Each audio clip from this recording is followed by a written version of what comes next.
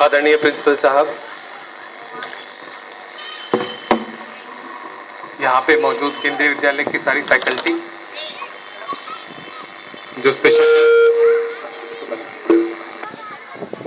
Specially इस occasion को एक ग्रैंड सक्सेस बनाने में मेहनत की है, यहाँ पे मौजूद यहाँ के बच्चों के पेरेंट्स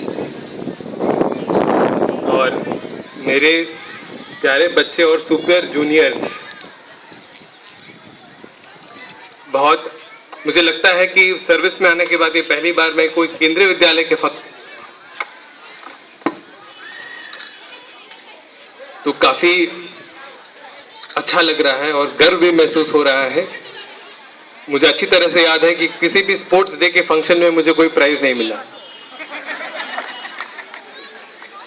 तो आज प्राइज देने का मौका मिला। प्लीज लगता है जितना बचपन में जितनी सारी ख्वाहिशें थी, एटलीस्ट आज तो कुछ हद तक पूरी हुई। मैं माफी मांगना चाहता हूं जो सेकंड और थर्ड आए, उनको हम लोग दे नहीं पा रहे, लेकिन मैं जरूर आके आप बच्चों के साथ कुछ समय बिताऊंगा। इनफैक्ट जब मैं स्कूल में था तो अभी बहुत चेंज है, लेकिन जब मैं स्कूल में था तो जो एक गेम होता था जिसमें एक दूसरे का एक पैर बनाना होता था और एक दूसरे को छूना होता था, तो सब कोई चाहता था कि मेरा ही पैर बने, क्योंकि मुझे छूना आसान होता था और उल्टा मैं उनको छूं वो तो संभव ही नहीं होता था। तो उसी तरह कबड्डी में भी किसी को आउट करना होता था तो हम ही को टारगेट करते थे। तो बहुत मुश्किल टाइम निकला बचपन में। तो अभी जो बच्चों को देखते हैं जो स्पोर्ट्स में टॉपर्स हैं, काफी खुशी महसूस होती है। एक मैं बात जरूर कहूंगा कि आजकल बच्चे सपने देखना बंद कर दिए हैं और उसके लिए यहाँ पे बहुत सारे अभिभावक भी मौजूद हैं। कुछ हद तक बच्चे, कुछ हद तक, ज्यादा हद तक पेरेंट्स और टीचर्स इसके लिए जिम्मेदार है। कहीं ना कहीं ये फीलिंग सेट हो गया है कि अगर वो क्लास में टॉपर है या स्पोर्ट्स में टॉपर है तो वही कुछ आगे बनकर आगे जाके कुछ बनेगा और जो बाकी बच्चे हैं वो बेकार है। इस माइंडसेट को चेंज करने की जरूरत है, इस माइंडसेट को बदलने की जरूरत है। स्पेशली टीचर्स की बहुत बड़ी भूमिका है। मैं एक छोटा सा उदाहरण देता हूं अपने बचपन का कि किस तरह टीचर आपके लाइफ में एक चेंज ला सकते हैं। मैं शायद 8th स्टैंडर्ड में था, तो मैथ्स के बच्चे थोड़ा इससे रिलेट कर पाएंगे। मैथ्स आ गए थे तो मैं क्लास का टॉपर तो था नहीं, 7वीं 8वीं रैंक मिलता था, वो भी बड़े मेहनत से। तो जो टॉपर्स थे वो एक मैथ्स के यूनिट टेस्ट में मुझे सबसे ज्यादा मार्क्स मिल गया। मैथ्स में 35 का था तो 28 मार्क्स मिल गए थे। बाकी जितने स्टूडेंट्स हैं जो टॉपर्स हैं उनको कम मिला। तो होता है क्या, बच्चे एकदम इस बात को जानते हैं कि अगर मुझसे ज्यादा किसी को मिल गया तो आप अपनी कॉपी छोड़ देते हैं, उसकी कॉपी लेते हैं और चेक करते हैं कि इसको ज्यादा मार्क्स मिले कैसे। तो उसी तरह मेरे जितने जो टॉपर्स थे क्लास के वो लोग मेरी कॉपी चेक करने लगे और देखे कि यार इसका तो इतना सीन नहीं कि 28 इसको मिल जाए तो उसको मिला कैसे।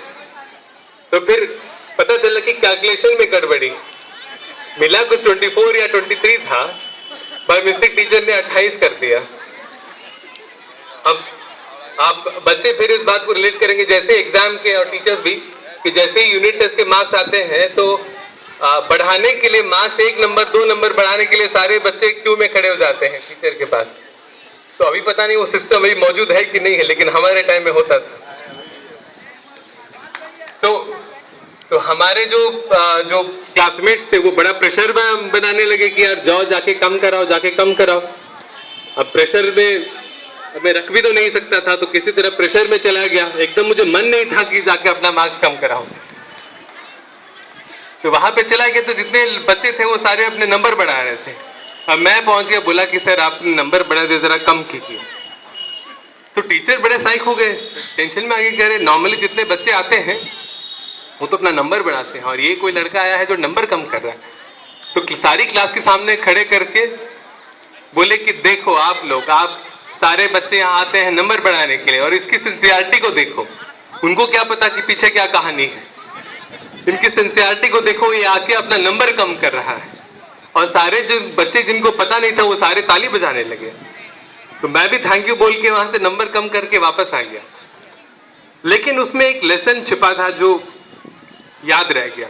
वो ये था कि अगर टीचर्स, अध्यापक ऐसे बिहेवियर को अगर अप्रिशिएट करेंगे, एनकरेज करेंगे, तो मुझे लगता है वो वैल्यूज बहुत स्ट्रांगली इनकलकेट हो जाती है। उस दिन से डेफिनेटली मैं जानता हूं, सर का नाम भी जानता हूं, कुंभार सर उनका नाम था। वो वैल्यू इनकलकेट हो गया कि कहीं ना कहीं आपकी ऑनेस्टी अप्रिशिएट की जाएगी। तो इसीलिए टीचर्स की बहुत बड़ी भूमिका है। बाद में वो कहीं रह गया ऐसे कि कोशिश करेंगे कि अपने सारे डीलिंग्स में ऑनेस्ट रहे। तो टीचर्स की बहुत बड़ी भूमिका है। और वो जो हम लोग थॉट्स पढ़ते हैं, honesty is the best policy, there is no shortcut to success, ये सारी चीजें झूठ नहीं है। आजकल बच्चे किसी वहम में है कि शॉर्टकट से सक्सेस हो जाता है। ये सारी चीजें जो है हो सकता है तत्काल छोटे से टाइम के लिए आपके साथ रहे, लेकिन लंबी रेस, जिंदगी जो है वो लंबी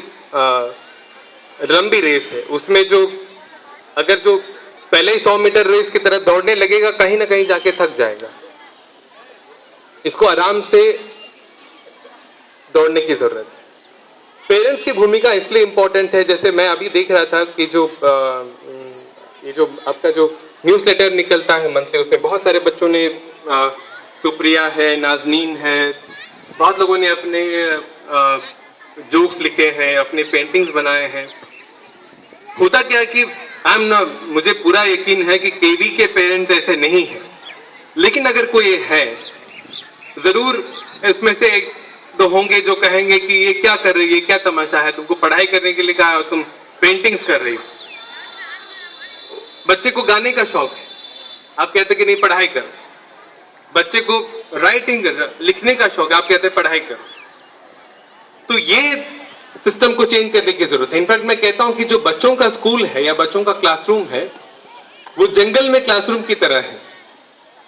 अब जंगल में मान लीजिए एक स्टोरी छोटा सा है कि जंगल में सब जानवर ने डिसाइड कर लिया कि एक स्कूल चलाना है। तो स्कूल में सिलेबस क्या होगा? कौन अच्छा उड़ेगा, उड़ने के क्लासेस, शिकार करने के क्लासेस, पानी में तैरने की क्लासेस, इसी तरह की क्लासेस होंगी।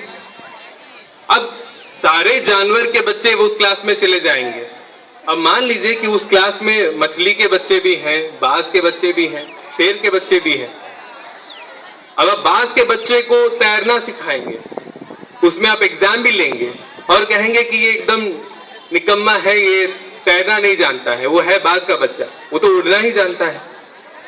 उसी तरह मछली का बच्चा है, उसको कहेंगे कि आप उड़ो, ये भी संभव नहीं है। तो हमारे स्कूल एजुकेशन सिस्टम में तो मैं ज्यादा कमेंट नहीं करूंगा, लेकिन पेरेंट्स इस बात को ध्यान में रखें कि सारे बच्चे क्लास में टॉप करने के लिए या स्पोर्ट्स में टॉप करने के लिए ही नहीं बने हैं, और ये भी जरूरी नहीं है कि वो ही आगे जाके कुछ करते हैं। अब अपने बच्चे के साथ टाइम स्पेंड करें, देखिए कि क्या टैलेंट है उसमें और उसको एंकरेज करने की कोशिश करें। बच्चों को सपना देखना सिखाएं। और जितने लोग, आज आप बिल गेट्स की बात कर लें, स्टीव जॉब्स की बात कर लें, कोई भी किसी भी बड़ी हस्ती की बात कर लें, तो ऐसे बच्चे थे जो सपने देखते थे। सपने देखेंगे तो सपना पूरा करने के लिए आपके पास ऑटोमेटिकली वो सारी शक्तियां आ जाएंगी।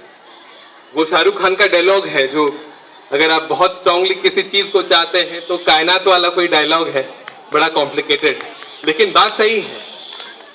सारी शक्तियां जो है आपके सक्सेस के लिए काम करेंगे। तो बच्चे बहुत सारे होंगे जो डांस में एक्सपर्ट्स हैं, मिमिक्री में एक्सपर्ट्स हैं, पेंटिंग में एक्सपर्ट्स हैं, तो उनके फील्ड में एंकरेज करें। स्कूल में संभव नहीं है, लेकिन मुझे लगता है कि पेरेंट्स इस बात को ध्यान में रख सकते हैं। बच्चों पे प्रेशर नहीं डालें कि जो क्लास में टॉप करेगा, जो 10th में इतना फर्स्ट क्लास लाएगा, सेकंड क्लास लाएगा, वही अच्छा बच्चा है, और जो नहीं करता है वो अच्छा बच्चा नहीं है। ऐसा एकदम नहीं। और जितना मैं खुद जानता हूँ, जितने IAS IPS ऑफिसर्स हैं या UPSC क्लियर के ऐसे ऐसे बच्चे हैं जो कभी स्कूल ड्रॉप आउट से 2-3 क्लास उनका उड़ भी गया, फिर उसके बाद चले गए UPSC में, ये आज देश को चला रहे हैं।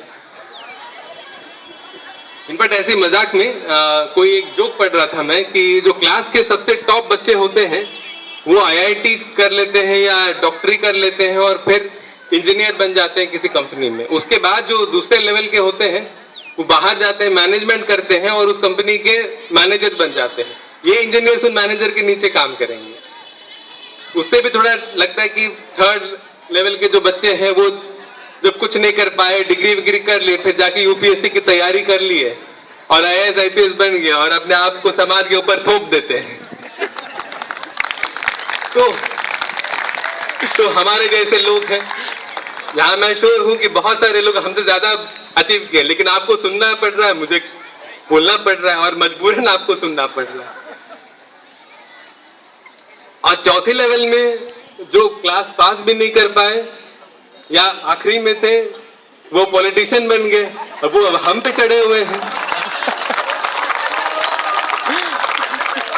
अब नेक्स्ट लेवल देख लीजिए, जो क्लास में फेल्यूर हो गए उन्होंने ऐसे ही 4-5 लड़कों का एक ग्रुप बना लिया, फिर वो लोग गुंडे बन गए। अब पॉलिटिशियन भी उनकी मदद लेते हैं। अब ऐसे बच्चों को देखिए जो कभी स्कूल ही नहीं गए, वो बन गए संत महात्मा, और सारे गुंडे से लेकर पॉलिटिशियन IAS ऑफिसर क्या सब जाके उनके पैर छू के प्रणाम करते हैं।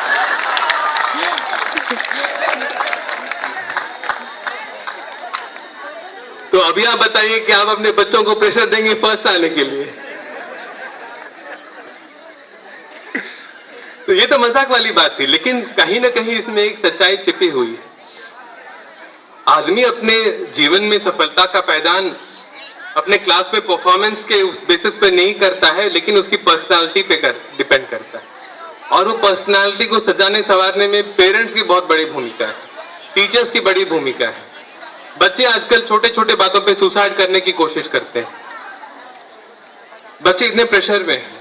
तो मैं यही बार बार स्ट्रेस करूंगा, क्योंकि मैंने इतने सारे केसेस देख लिए हैं, कि काइंडली आप बच्चे जो हैं बहुत कोमल फूल की तरह हैं, उनको प्रिजर्व करके रखिए, उनको बचा के रखिए और उनको एक अच्छे नागरिक बनाने में आपके सारे अटेम्प्ट्स कीजिए। मैं प्रिंसिपल साहब को धन्यवाद देना चाहूंगा, यहाँ बच्चों से इंटरेक्ट करने का मौका मिला, लेकिन फिर बच्चों से अलग से मैं इंटरेक्ट जरूर करूंगा। Thank you so much.